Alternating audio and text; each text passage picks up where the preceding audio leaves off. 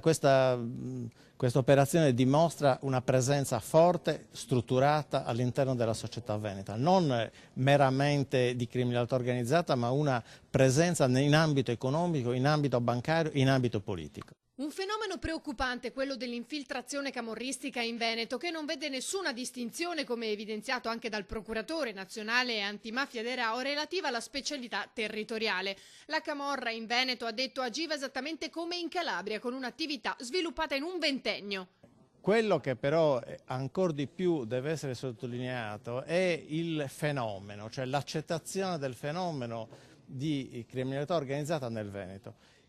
che è un unicum, cioè ancora non avevamo avuto delle segnalazioni così puntuali della capacità di pervasività della criminalità organizzata. Questo è un grosso problema che certamente farà carico a chi fa le indagini e a chi dirige l'indagine, cioè la Procura distrettuale antimafia, ma è un problema anche che deve essere